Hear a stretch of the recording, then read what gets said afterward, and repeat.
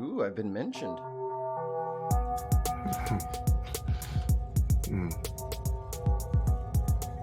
Well, in a lawsuit. Been in a lawsuit. Shut up. I'm here all week. Try the veal.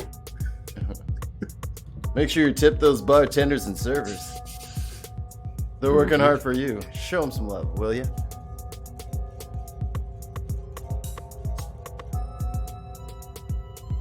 I am digging the new music. This is what I democratically voted for, so I think it's awesome. I took part in democracy. Some other people didn't. I didn't. No. Couldn't be bothered. Can't be bothered. That's how we do. That's how we do. That's white privilege for you right there. Let's bring up Yeah. the man of the hour. Sweet Swashwoom. Hello, everyone, and welcome again to the Bin Podcast. This is the podcast where we take the week's news and we just chuck it in the bin and we see what comes out of it. And I am here with my usual podmates. To my this side, my boy Kjartan Rein. Kjartan, say hello. Hello. And our ever-present super producer, Mikey Famine. What's going on, son? President accounted for, sir. How is everybody? I'm great.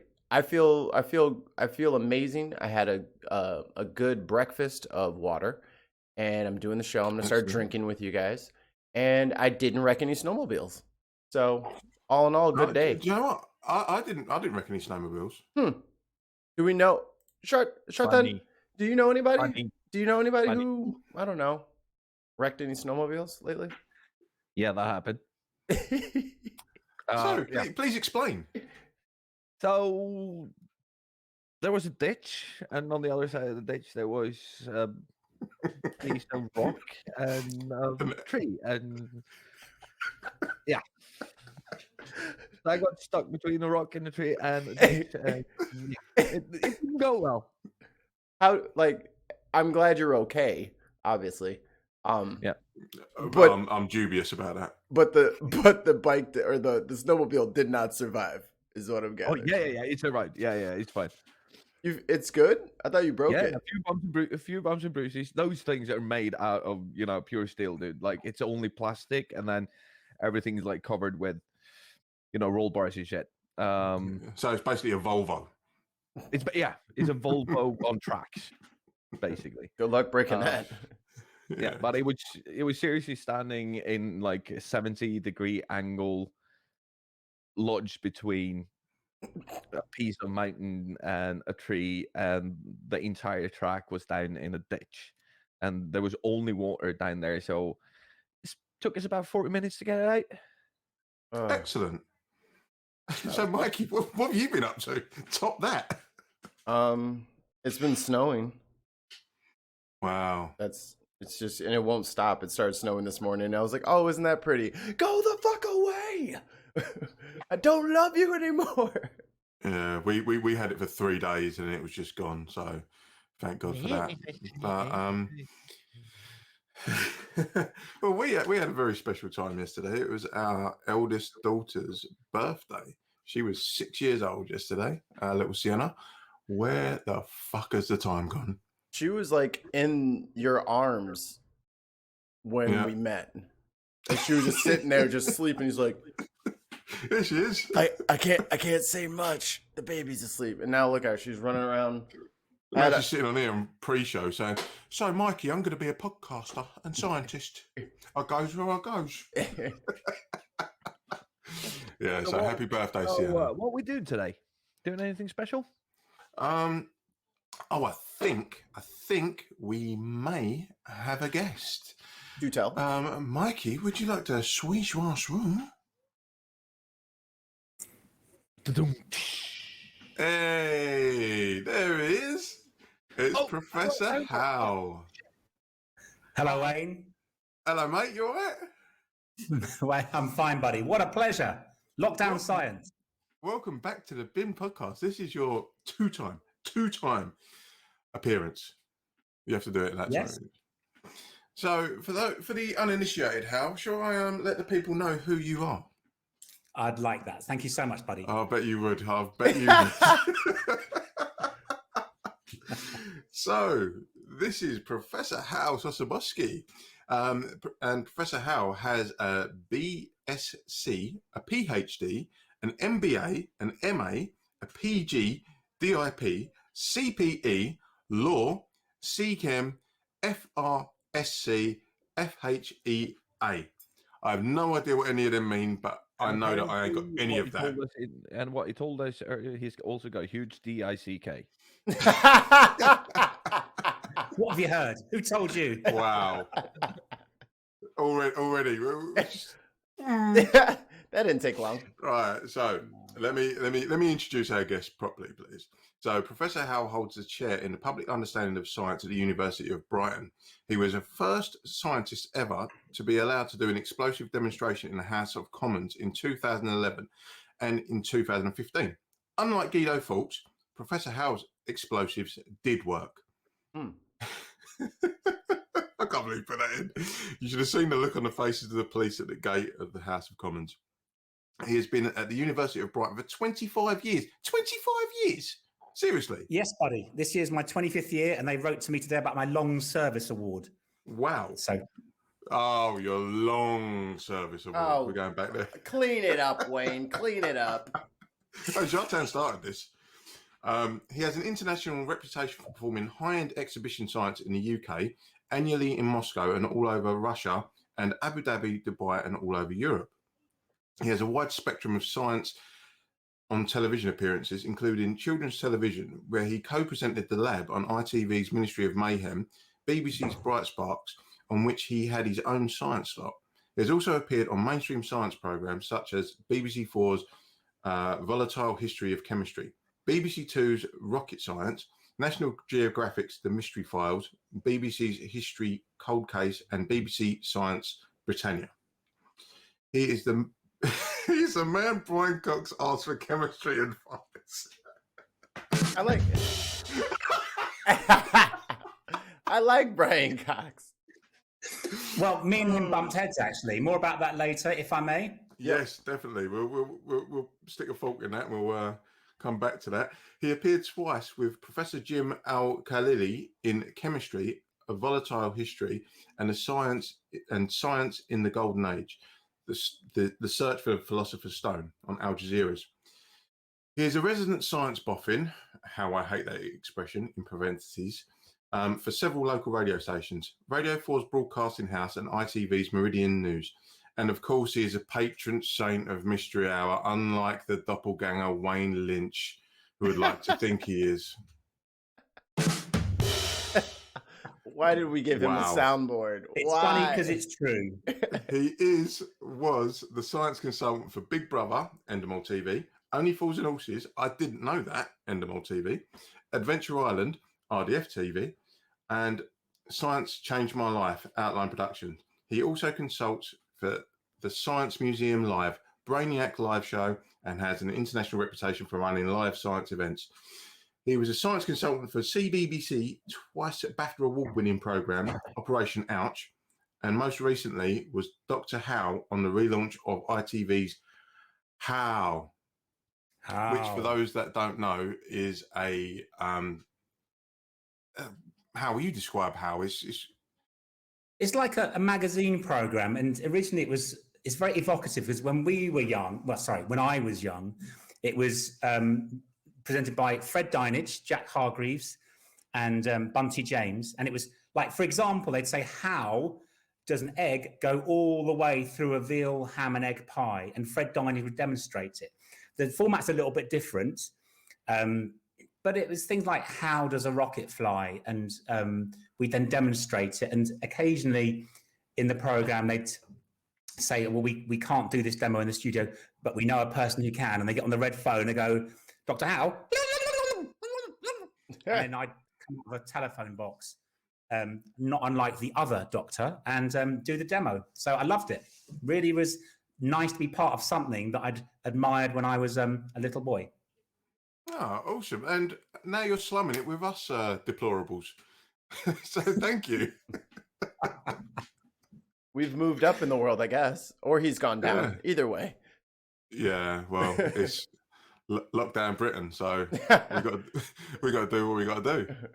20p is 20p. Exactly. So, Hal, what's been up with you recently, man? You all right?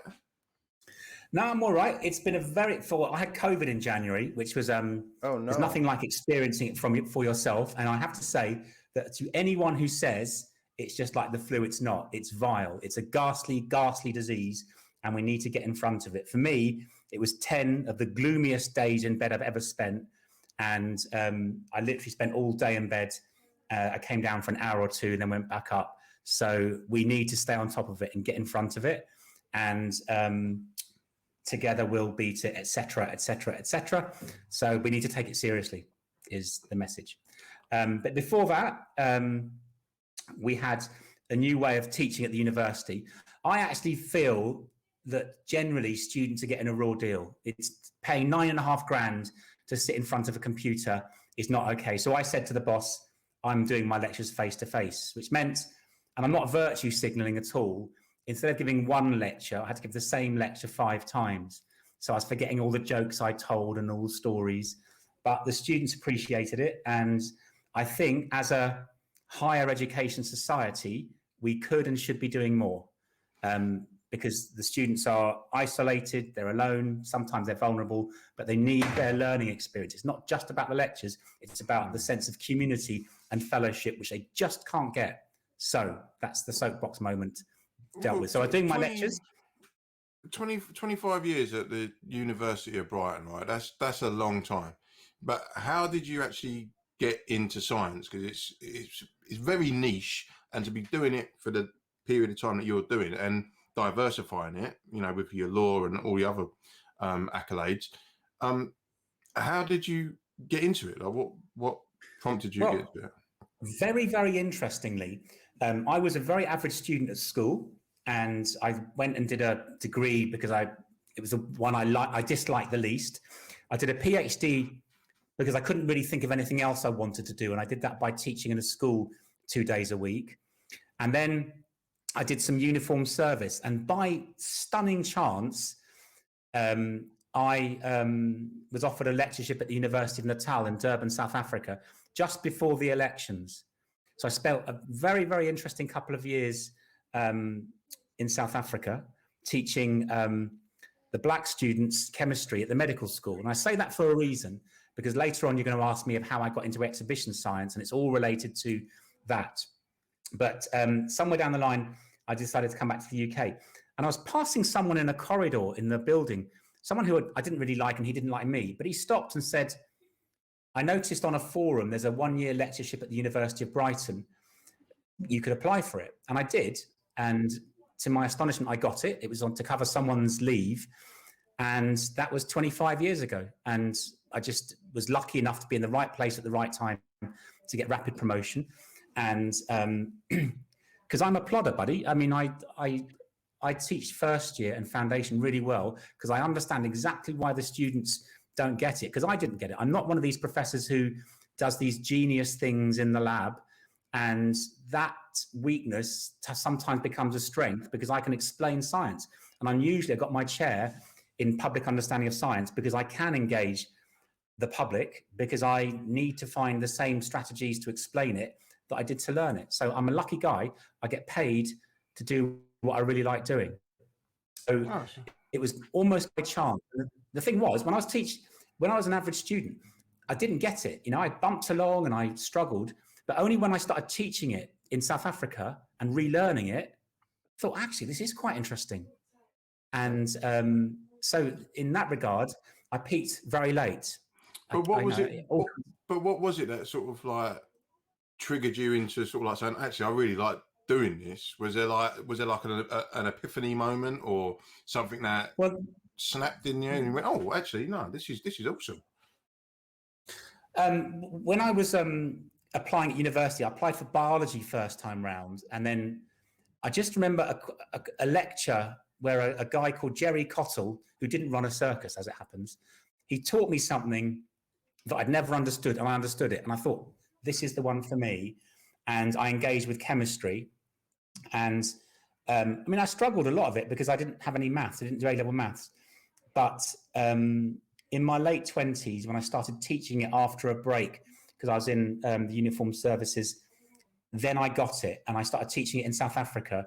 And because I was teaching concepts I'd found a struggle, I was teaching it to students who were under-equipped, and they struggled. So I started using spectacle. I started getting my postgrad student, to bring demonstrations, because sometimes a demonstration can cover a multitude of concepts. Right. And the thing was, that worked. But also, she was Russian. And I'm going to do a Russian accent only because there was a bit of comedy. No, sometimes... Demonetized. No, I'll get complaints about it and it'll be but it wasn't.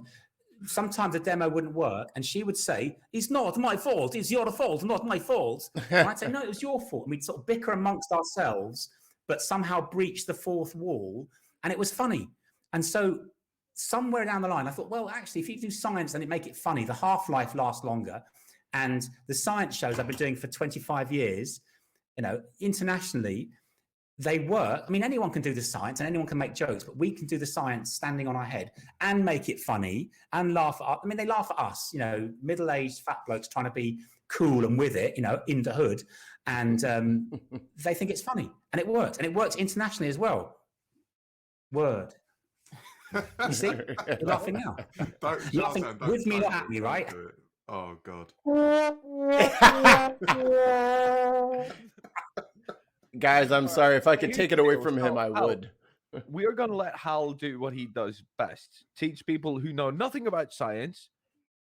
Excellent. So what I'm going to do now, I'm going to jump off and I'll be back in a secret little room in about 3 or 4 minutes. Kitchen. I'm still in Florida, mate. Come on. Oh, yeah. Kjartan is on his soundstage in Florida where they film the moon landings. Orlando Studio Sweden edition. And go on. Simply Secular wants to know what time it is on Mars right now, Kjartan, because that's where he is. Come on, get in your little cage there with your little beakers. Mm-hmm. This is going to fail tremendously, and I have never been more excited to watch one of my friends set themselves on fire. I'm so happy. It's like my birthday. I know it's Sienna's birthday, but it's like my birthday too. No. Kjartan, mate, keep your hands off my test tubes, please. Yeah, hands on your own tubes. He's going to be milking them like this. No, it's carry-on chemistry, isn't it? Carry-on chemistry. It is carry-on chemistry on the Bin podcast. Yeah. That's how we roll. Oh, here we go. No, we need a slide whistle. Oh! Thankfully, he's not near his soundboard here. There seems to be some fire going on. Well, this is going to be great. Have you got your safety glasses on, Kjartan, buddy? No, he's going in bareback. Look at him. No, safety glasses. We discussed this. Hey, he's got high-vis trousers on. Hey, you. Where's your safety glasses? And your gloves, like as we discussed in the risk assessment. I think. Well, I don't. He's getting that ready. I don't know if he can hear us. Yeah, he can't hear us yet. No, I don't think he's got. Yeah. All right, we'll make fun of him when he's ready. He's just set a fire in his kitchen and walked away. Yeah. Can we have the merest passing nod to health and safety and zero loss of life or life-changing injury, please? If at all possible. No, we're trying to pop ratings right now. We're trying to get that virality going. On-screen death. Well, that's why we got you on, to add an air of credibility, Hal. Well, at least if he blows himself up, we won't have to deal with those stupid rim shots every 13 seconds. So there's that. Yeah, and you won't have to pay him either.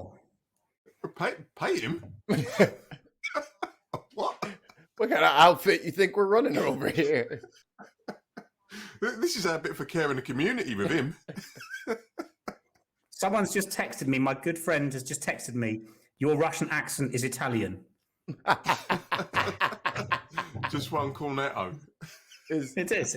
It was for. It's a very. It didn't work. It didn't work. It really is. Now that you've said it, I can't unhear it. Maybe it's like the southwest side of Russia, also known as Italy. The only way to do Russian properly is if he dies, he dies.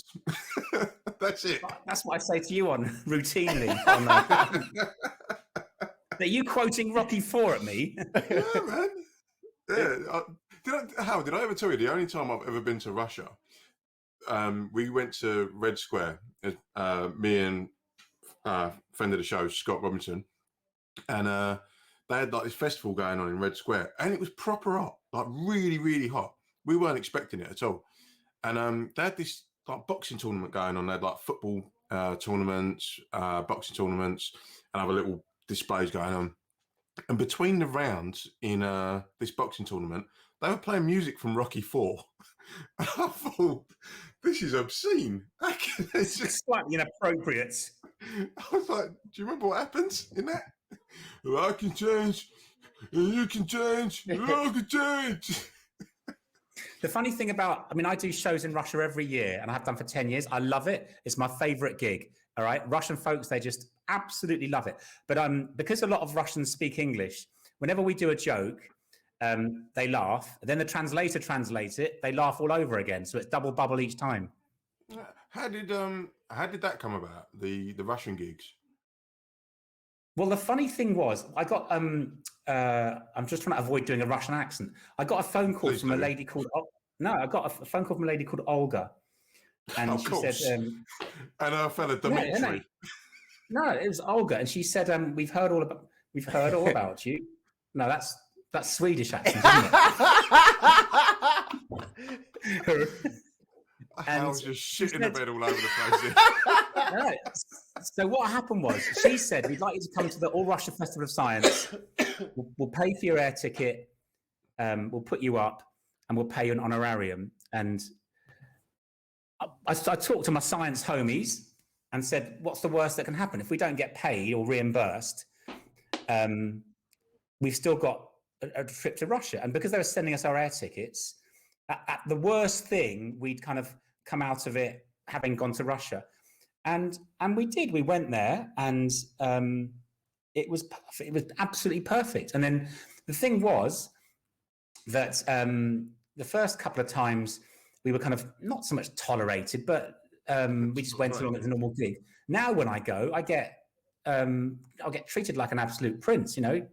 Big hugs and the best room, and we had a problem with some regulators last time, and the director of security had rolled his sleeves up with his mate, and they were trying to help us. So it's one of the most hospitable countries in the world, and it's an absolute delight. I love it. What did I say that was wrong? No, look at Kjartan. Put your safety glasses on, buddy. Bit of gentleman's protection, please. Thank you. He's got. But why did he get nice, elegant safety glasses, and he's got? This is already gold. All right, are we ready for this? What am I doing? Oh, this is so perfect. So, as per your instructions, Hal, I've got warm water, an empty beer can, heat, and cold water. What am I doing? Right, well, what we're going to do is we're going to demonstrate the crushing power of the atmosphere. And we're going to show that it's not pressure that crushes things or explodes them, it's differences in pressure. So what you're going to do is you're going to heat a can up on the fire with some water in it. And the water is going to turn to steam. And the steam is going to displace all the air. Okay? So there'll be nothing in the can but steam, which is the gas form of water. And then you're going to put the can into some cold water, and all the steam will turn back into liquid water, which takes up much less space. And that means there's a vacuum inside the can, and outside the can, you've got 101 kilopascals of atmospheric pressure. The can should do something quite interesting, but I don't want to give the money shot away. So we'll just see what it's. But you have to boil the can for a good 5 minutes, as we discussed and I hope it's been sitting there boiling for a long time. It has, right? Yeah. It was got boiling water in that, so it's just standing there now. No, but the water's got to boil with some heat underneath it for 5 or 6 minutes. We've got to... All right. It's 1 minute on your website, dude. What the fuck? But it's boiling. It's boiling. Oh, 1 minute on your website. Talk amongst Look, mate. yourselves. Complaints department's closed. Live Anyway, science. I'll just fill in that awkward gap. So it's the not. can is vibrating. Is it supposed to vibrate? Is there steam coming out of it yet? Yes. Quite Well, a just lot. leave it there for the time being, and I'll interject with some interesting facts about pressure. So, for example, if you sorry, I don't think I should have you got the gardening gloves we discussed? Oh, you have got the gardening gloves. Right. Okay. Anyway, so if you, for example, go diving and you go to 10 meters, you get double the atmospheric pressure around you. And if you go to 20 meters, you get 2 atmospheres of pressure, which means when you come up, you have to breathe out all the time because the air in your lungs will be expanding.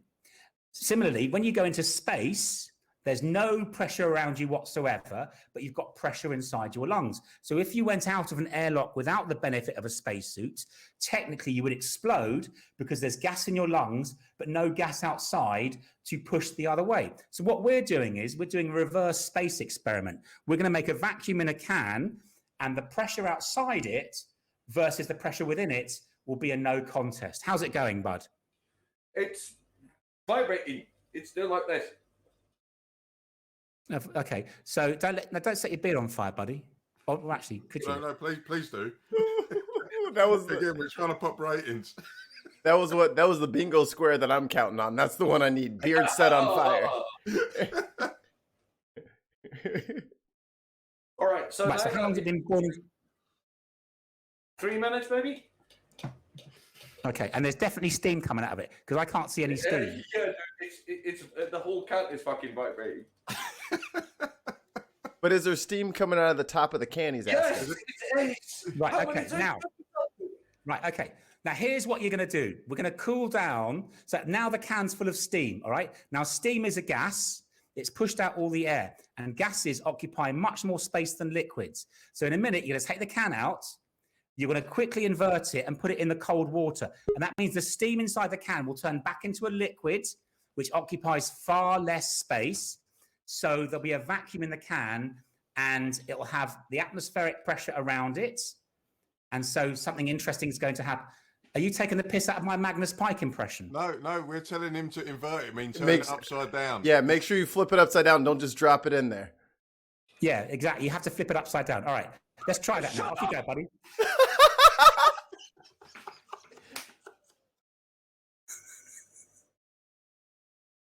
What? Fuck it up. Now hold it up.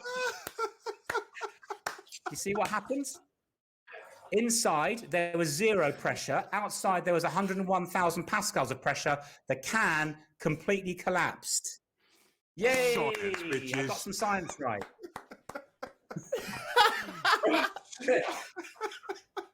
Look at the state of this geezer.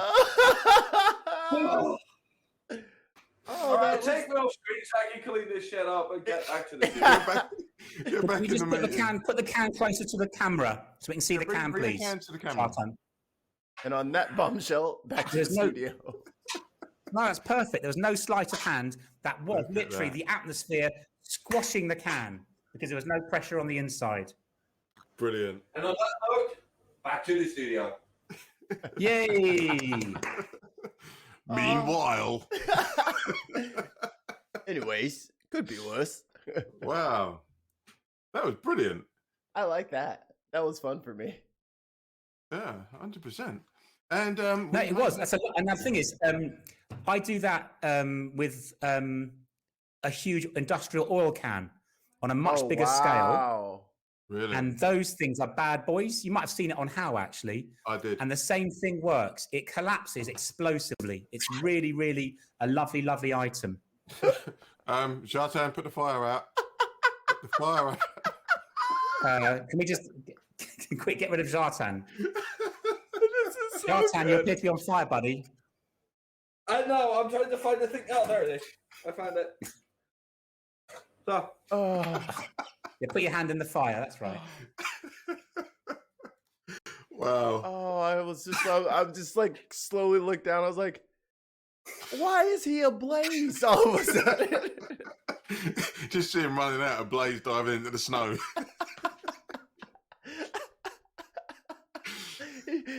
He'd probably just light a cigarette off of his house that is fully engulfed in flames.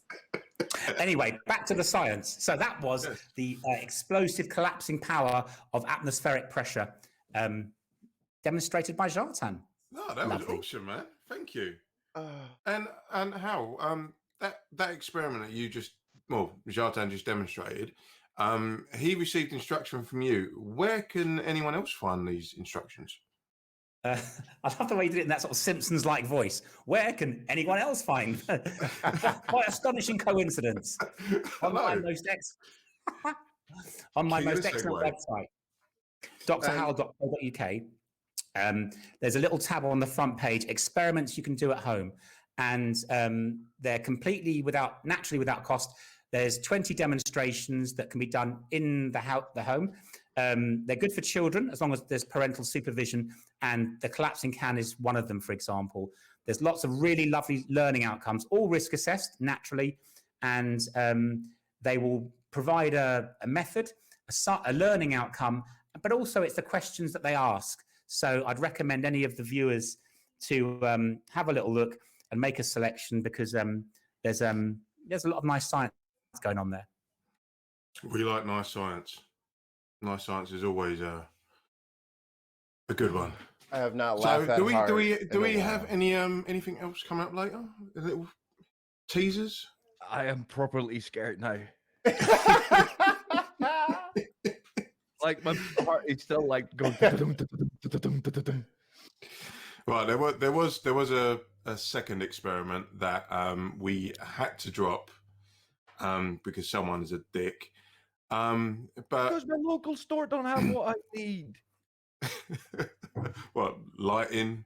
Yeah, how difficult could it be? Go to the shop, buy a cabbage, boil cabbage, use the liquid. But In that's okay. Scandinavia. That's why I'm a professor. Yeah, I don't know if they have vegetables up there.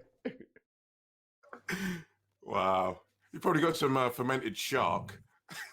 Yeah, can I substitute the cabbage for like shark penis? I have tons of that. Oh. Yeah. Here. We thought we got rid of this. Oh. So, Hal, did you have a substitute experiment? Well, the whole point was I was going to steal your thunder, because did you really think I was going to come on your show and not do some lockdown science? No, sir. That's one thing I don't allow. So what I wanted to do was just have the shortest of mini lectures with some learning outcomes. And I want to talk about thermodynamics. Thermodynamics is all about heat moving from place to place. And that's the whole basis for chemistry and chemical reactions, is things going from a high energy state to a lower energy state. They want to lose energy. Now, I'm going to get a little bit more intimate and turn the lights off. Entropy. It is partly entropy, big molecules turning to little molecules. Now, you can see this blowtorch. It's one of my top 5 favorite blowtorches. You can see. What's it called? Oh, this is called Hogan. This Hogan the blowtorch. No, mate, and there's so much material concerning the word blow, isn't there? Shall we? Who's going to do it then? No. Come on. Kjartan, wind your neck in. Kjartan. I was laughing because Hogan is just such a great name for a blowtorch. No, stop. You need to pay attention, you. I didn't see you put gloves. I didn't see you put Oh. gloves on. I was like, is something going on with his hands? Is it the light? That's how professional he is. He got those on quick. Hello. Right. Anyway, back to the science, fellows. So Hogan is currently burning butane gas, and it's giving out 2 forms of energy. Hogan's given out heat energy and light energy. The light energy you can see, and the heat energy I'd feel if I put my fingers in it. And I know you'd love that. Now, most reactions give out heat and light. A few give out heat only, and a very, very few give out light only.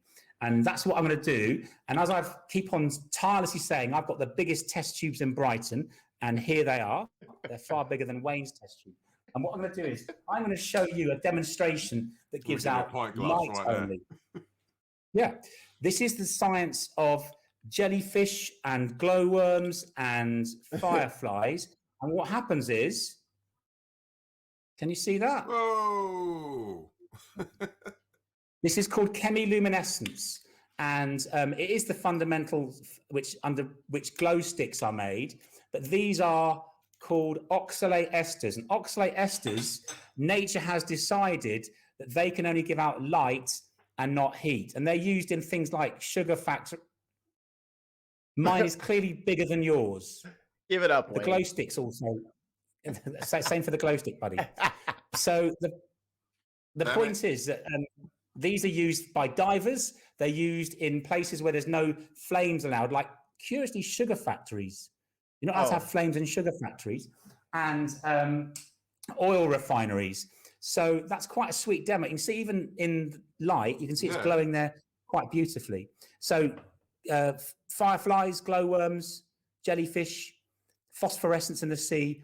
It's when nature has decided that a chemical reaction will give out light and not heat, because it's just another form of energy. So that's my little demo that I was going to sandbag with you, but luckily, because someone can't cook cabbage, collect your P45 after the show, Kjartan. I bought my own glow stick.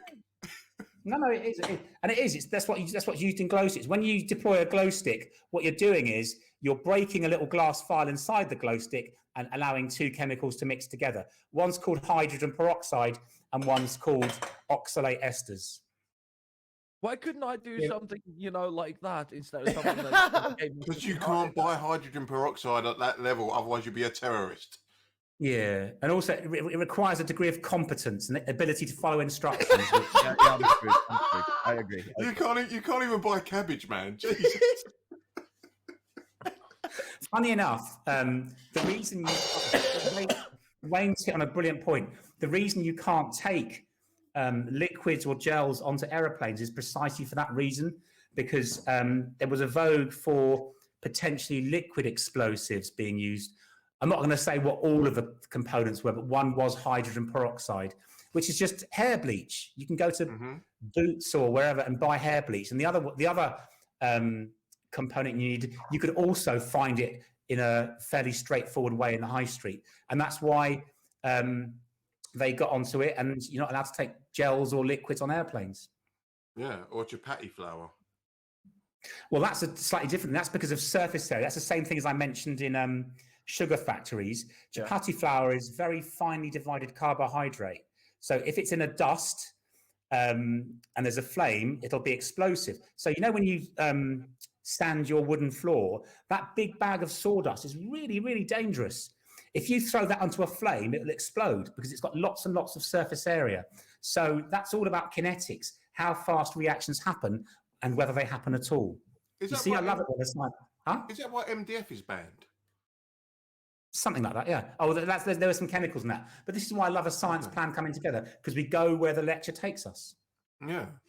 No, because I remember we had a new bathroom unit fitted, and my girlfriend's dad was cutting it up out on the landing, and the council came around and said, "Oh, can't touch that, or it's MDF fibres." I went, Time out.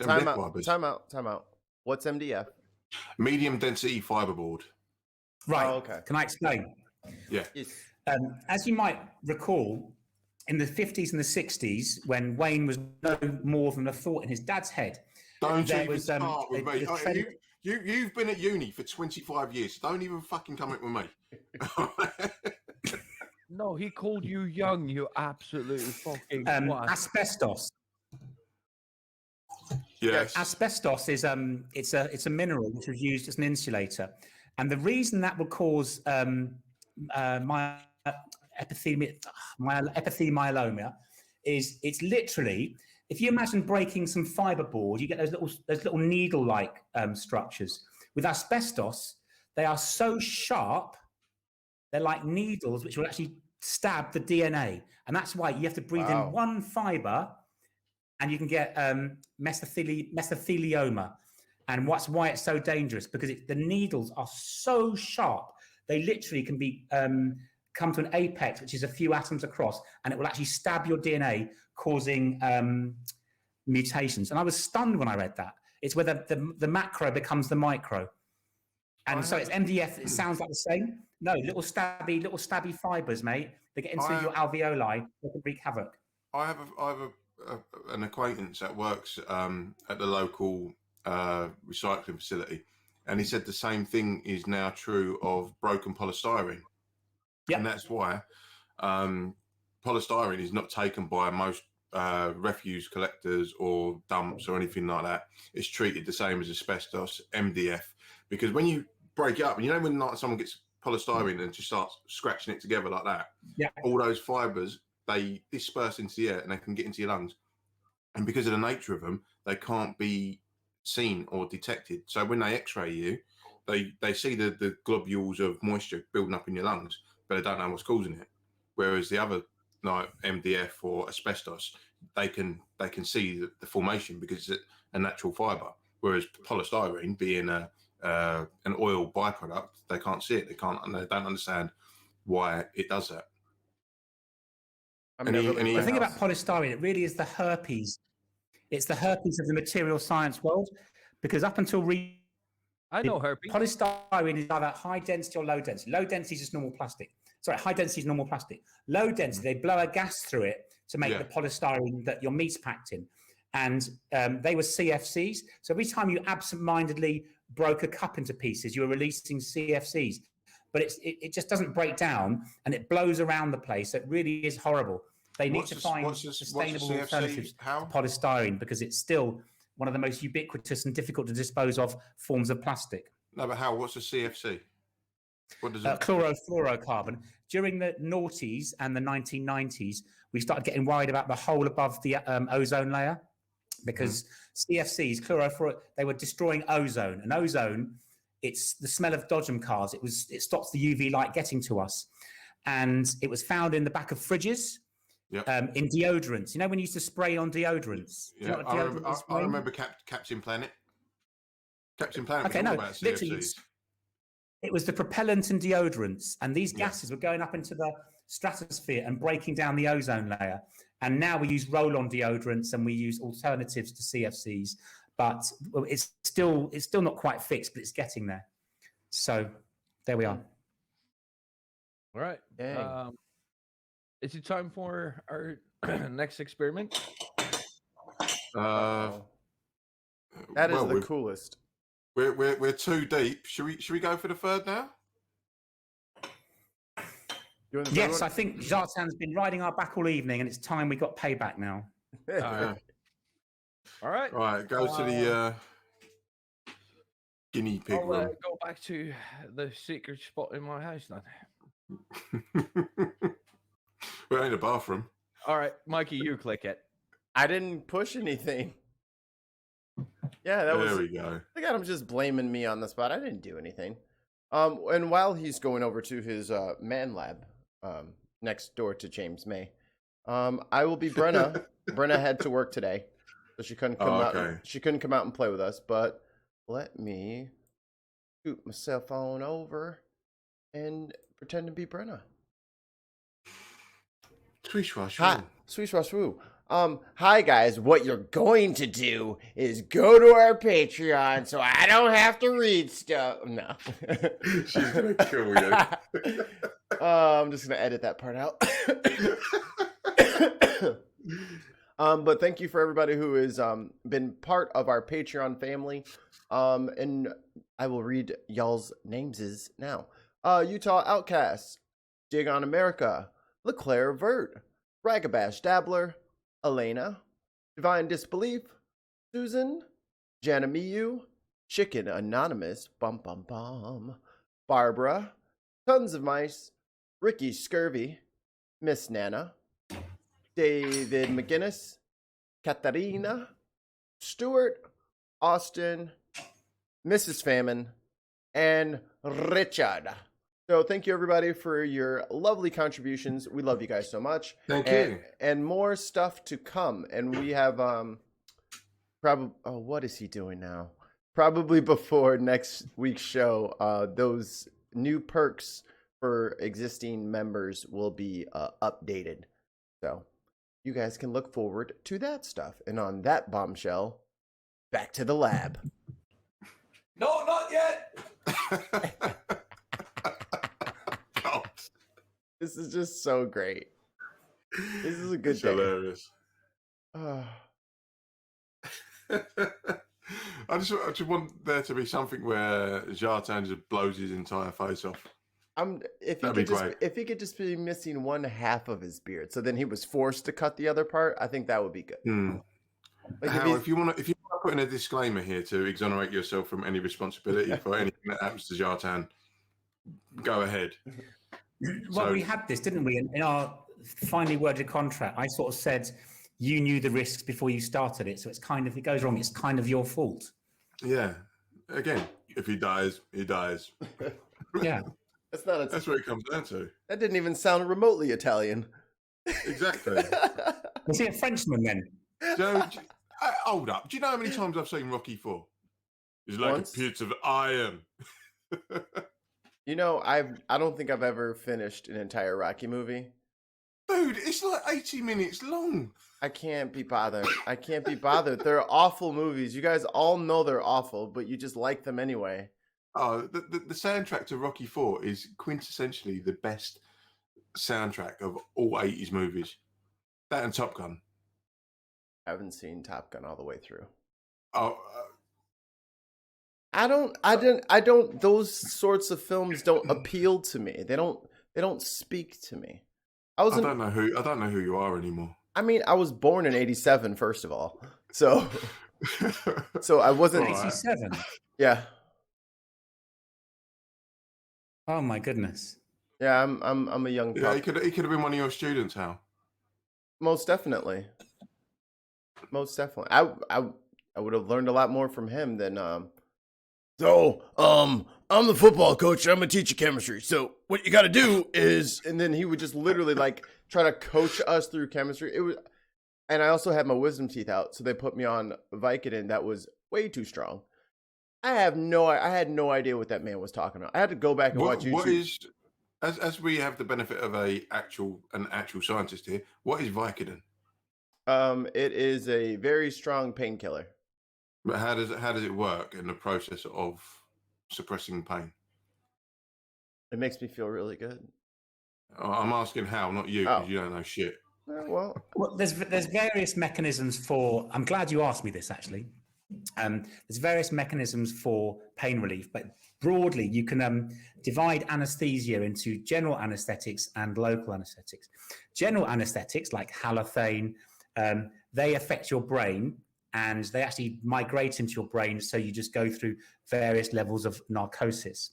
Local anesthetics, like the ones you have in the dentist, like lidocaine, procaine, and benzocaine, they actually interfere with the nerves that carry the pain signals. So when you have a filling in the dentist, the procaine or the lidocaine stops the nerve working, which is why your whole jaw goes quite numb. And ironically, this is a very interesting facet of medicines, that lots of drugs have two completely different effects. So cocaine, for example, is a narcotic and a euphoric, all right? It has that effect when people misuse cocaine, but it's a perfectly adequate local anesthetic. And in fact, it used to be sold as little drops for toothache.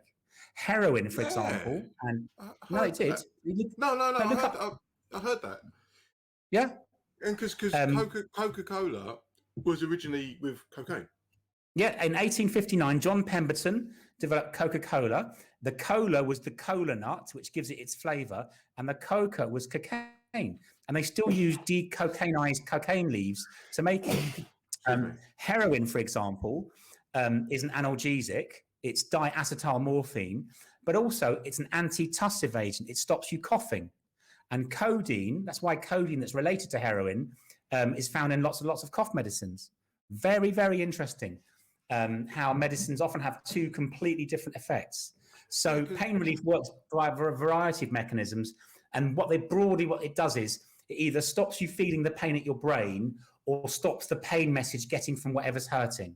And there's a lot of relationships between heroin and what's the heroin substitute that they use? Methadone. Methadone. Yes. They're both opioids. Am I right? Yes.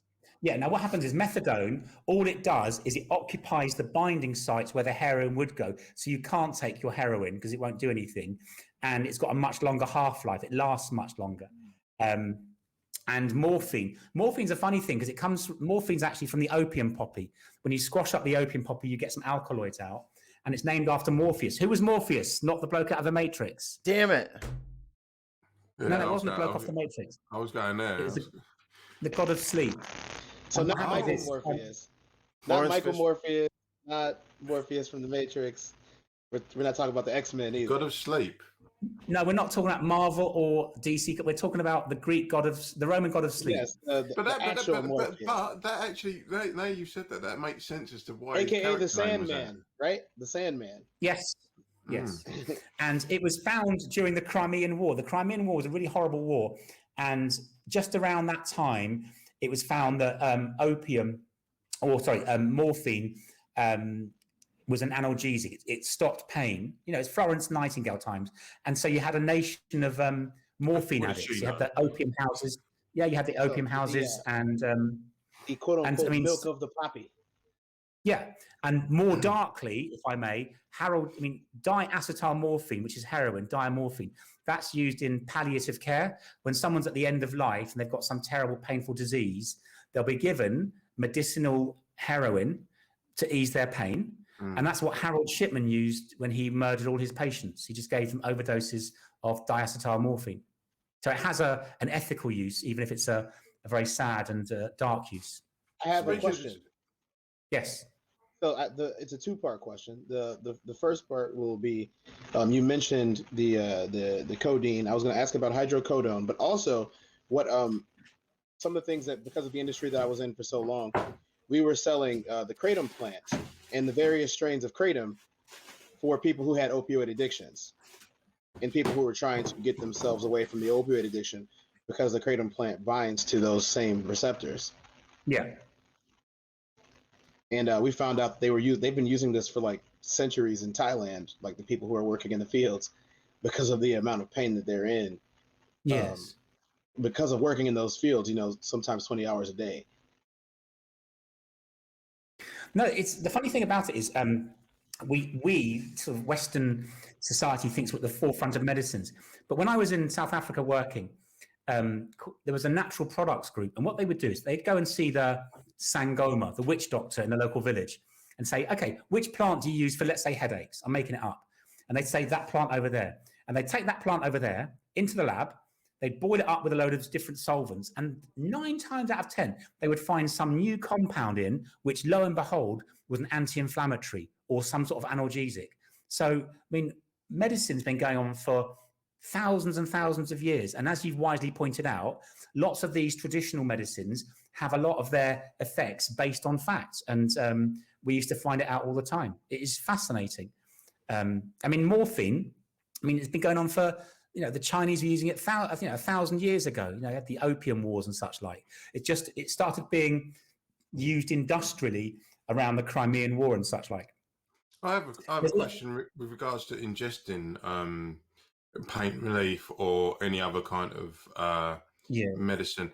How do we know how it is distributed specifically to certain areas? Like if you're feeling pain, a certain thing will suppress a pain receptor, or any other medicine where it would be like a lozenge, it will help with your respiratory system. Like how do we know, and how does it target specific areas? Because I know there's a lot of roll on like pain reliefs and things like that now.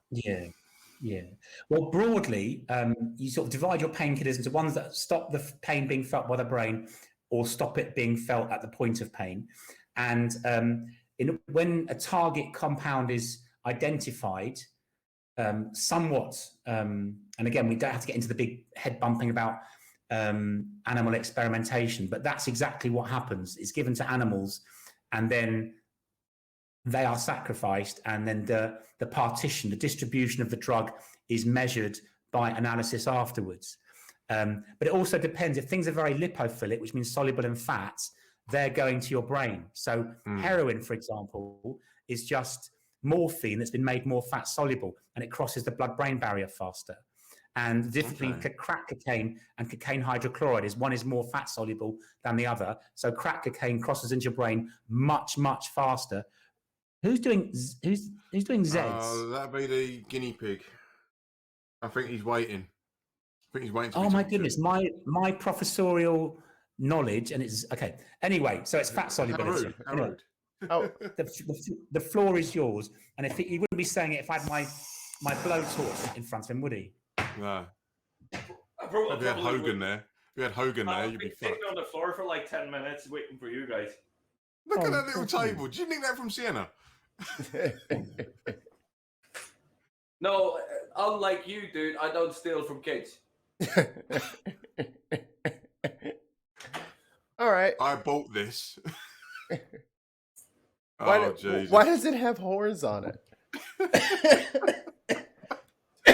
All right, so Hal, could you explain the experiment that we're That about is a child's to, table. My daughter has the exact same table, and I built it, but it's got ours is painted. Yours is old school, I should say. All right, so Hal, if you could explain the process of what Kjartan is about to do to show what's about to happen. Okay. So we'll explain the science after. Okay. So what Kjartan's got, he's got a carbonated drink. Now, the drink, any fizzy drink, is what we call a supersaturated solution of carbon dioxide. It's got lots and lots of carbon dioxide dissolved in the liquid, which is why when you put it on your mouth, you can feel it fizzing against your tongue. And what he's going to put in is some sweeties of unknown origin, but hopefully with rough edges on it or rough texture. And that's going to fall into the bottle, and we'll see what happens, and we'll explain the science after, because I don't want to give anyone's thunder away. Kjartan. So what's going to happen is there's a cup. Wait for it. There's a card separating the sweets from the liquid. In a minute, Kjartan is going to pull that away, and the sweets are going to fall into the liquid, and anything could happen. All right, Kjartan, I'm going to give you a countdown, okay? Hey, you got your safety glasses on? Yeah. All right, cool. All right, so 5, 4, 3, 2, 1, go.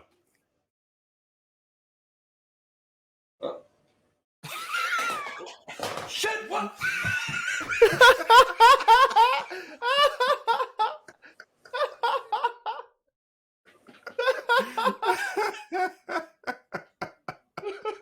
That'll learn you. Now, that is a money shot, isn't it? Yeah, all over his boat. Fucking hell. Look at him. Tons of mice, clip that. Clip that. That's what you get for being Kjartan. A pain in the ass and no coke in your can. And on that note, back to the studio. Oh, that's funny. Oh, Hal, thank you so much for allowing us to humiliate our pod mate. But hang on, we haven't had the science. Yes, let's go. Right. So what happened was, so I told you that the liquid is a supersaturated solution of carbon dioxide. The carbon dioxide doesn't want to be dissolved, and it will find any excuse to come out. So what happened was, the sweets went in, and the rough edges of the sweets, they act as what we call nucleation sites. It's like when you're drinking champagne and you see the bubbles coming from the side of the glass, there's a little scratch there where the CO2 can come out of solution. Now, if you drop all those sweets into the soda, all the carbon dioxide comes out all at once, and it causes a massive pressure in the bottle, which then gives you that big money shot of soda. So is that why they put the rough edges on the bottom of pint glasses? That's so they don't slide across the table. No, not really. No, at the bottom of a pint glass, you'll have like a little circle of dots where you'll see the bubbles forming and coming up.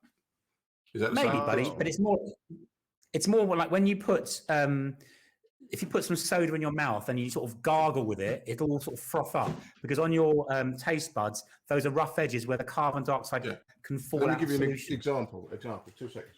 It's the same as the bends. That's why when divers come up from deep depths, they get carbon dioxide formed in their blood vessels for the same reason.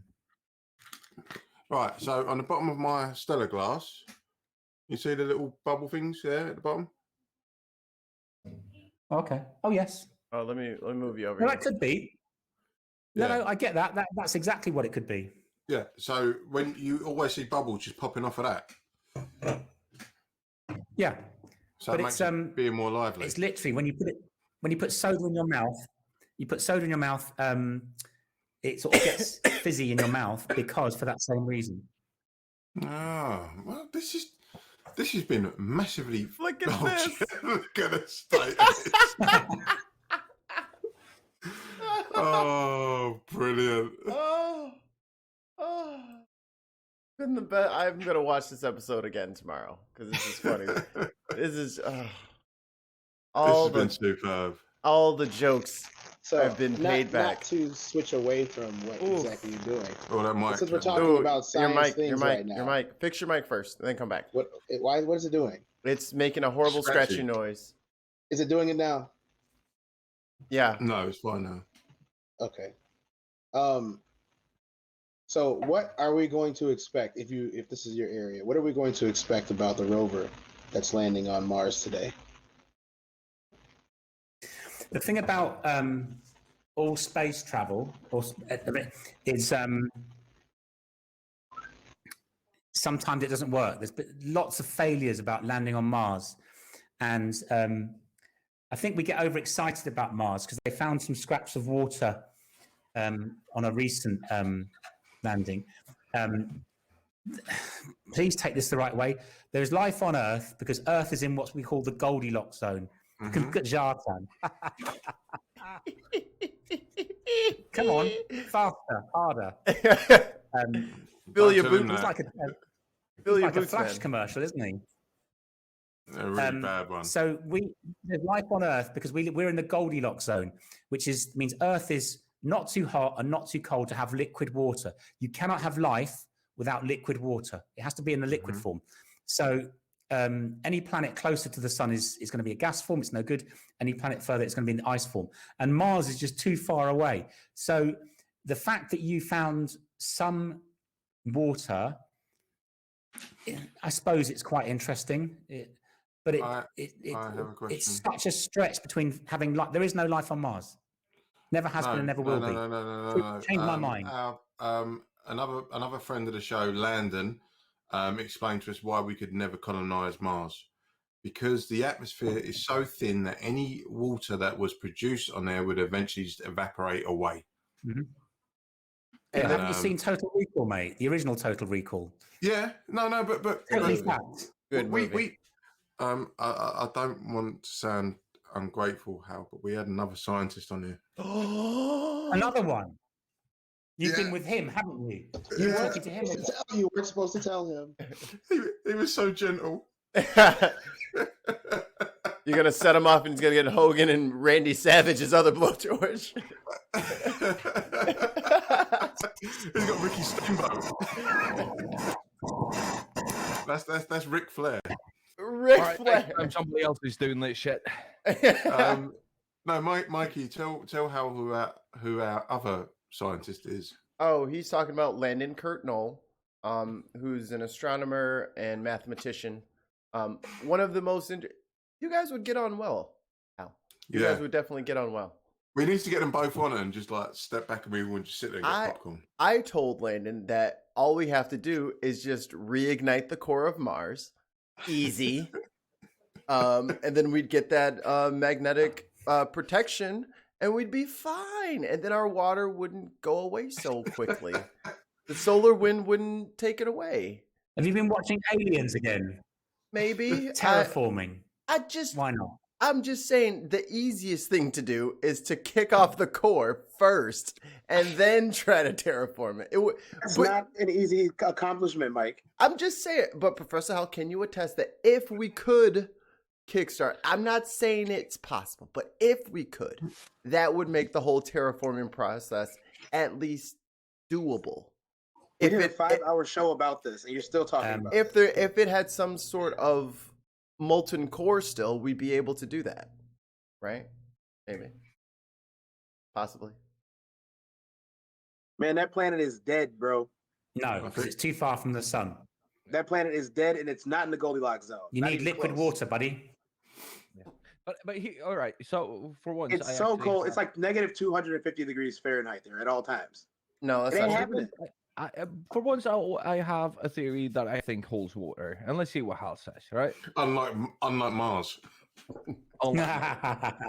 So the universe is infinitely big with infinite many planets within that Goldilocks zone, right? Sorry, it's negative 180 degrees Fahrenheit. It's not infinitely big. Anyway. Yeah, but for Kjartan, listen to the professor. it's very Everything big, is finite. right? Gigantic. But the chance of, because what we've had nuclear capability for 70, 80 years. We've Honey. traveled to the world for traveled to the moon. What is it? 60 years ago? 70 years ago? 60? 69. So that would be Almost 80 years. 69 is not almost 80 years ago, dude. Oh, when you said 51 years ago, 69, fellas. right? We're 51 talking about general space travel in that area. That's Yeah, early 60s. Under that time, we Yes, have yeah, but under that time, we have almost self-eradicated dozens of times. The chance that another civilization will reach a space age, so to speak, an interstellar travel in this vast universe, and their time to do so will collide with our time to do the same thing, is not very probable. So there might have been civilizations before us on different planets. There might be, there should be after us, but that we will exist in the same space in the same time is, all, the probability is so minuscule, it's ridiculous.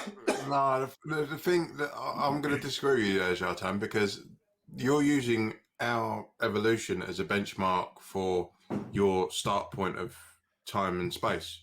No. I'm saying before us, there might have been civilizations who reach a space age. Mm-hmm. After we have eradicated ourselves through, I don't know, climate change or nuclear disaster or just, a pandemic, there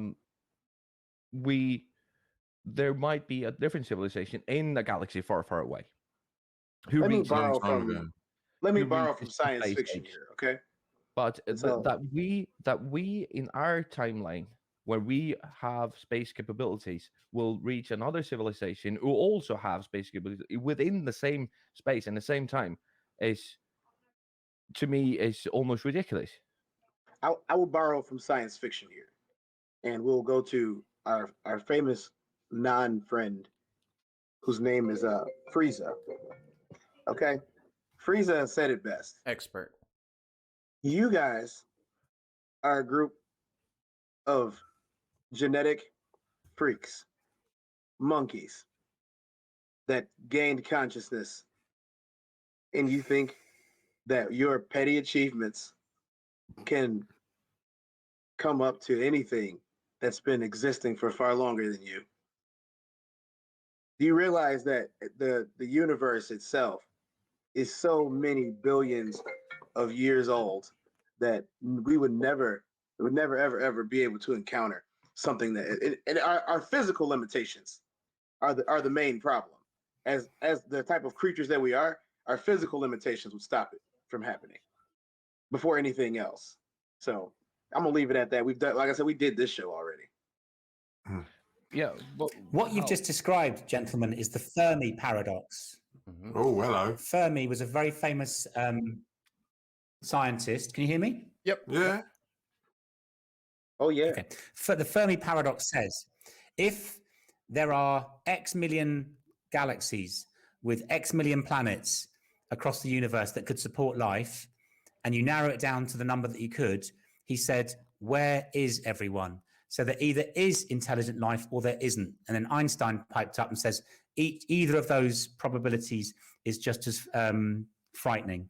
So we're still in that paradox, is that, what's it all for? The universe is 14 billion years old, but who put the singularity there?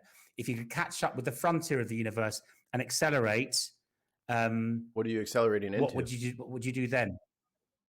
What a Exactly. great If way! you cross about the boundary. Don't. There's one more thing about that paradox that I liked, and that was the snow globe situation, or the zoo, as I like to call it. And that's the one that frightens me the most. Is that the reason why no one's contacted us is because we're a zoo for them, and they watch us. That's the one that frightens me the most. And this just in, we have breaking news. Perseverance has landed on the surface of Mars safely. That thing is huge. Good job, it's about team. the size of a room, you know. Good job. Right, and, good job, y'all. And on that bombshell, this is a great way to end. So, final words to you, Hal. Thank you so much for being our guest. Get your final words statement in. Tell us where we can find you. Where people Love watching can you find all the time, Hal. You're great. No, we need to fix what COVID has done. We need to get back out there, do the science, feel the science love, and do the practical demos. So start doing them at home, boys and girls. Go to the website, drhal.co.uk. There's lots of experiments to try at home, and do it. And then let's get back to school, get back to the learning, and we can fix this real quick. And where can people find you on the old socials? I'm at Professor Hal on Twitter. I'm on Facebook, which is, I know the young folks don't tend to use Facebook. So yeah, Facebook and Twitter are the two main things. Thank you so much for joining us, Hal. I know it's a bit of a kerfuffle to get this all sorted, but no, really, really appreciate you coming on for your second time. Third time you get a hat-trick ball. I don't know how we're going to sort that out, but yeah, it'd be awesome. Next time there's a big explosion in Lebanon, we'll give you a shout. Okay, buddy. Thanks for having me. All right, no. So let's everyone sign out. Kjartan, as you are covered in Coca-Cola, how you doing? No, change my shirt. I do have to take a bit of a shower and change my pants because they're soaking wet. Mikey. After show coming up soon, and we will have Jenna and Justin from the If Was podcast hanging out with us. If you guys are patrons, and if you guys are patrons and you guys want to jump in, the link will be posted on Patreon. Cortez. Nothing. Yes. Oh, I thought you were just saying my name for fun. No. Thanks everybody for always coming through. Professor Hal, I love what stuff you post and things you say all the time. I love talking to you science people that were able to go to school and do stuff with it. You know, I love gleaming from you guys and being able to bounce stuff off of you because, you know, I had my studies interrupted and I had to do a lot of individual and, you know, just me and, you know, the sources that I could find to find things out. And I love being able to hear what you truly educated folk say when I throw these things at you. It's a privilege and an honor. So thank you. Wayne, wrap it up. Privilege is mine, buddy. Thank you. Awesome. Professor Hal, thank you again for coming on. For Kjartan, for Cortez, for Brenna, for Mikey, and for me. This has been the BIM Podcast. Thank you so much for joining us, and we'll see you next Thursday live, whatever time zone you're in. And don't put sweets in Coca-Cola. I'm so surprised you're just now finding this out, but it's great. I love this about you. Just all fucking mind your necks in.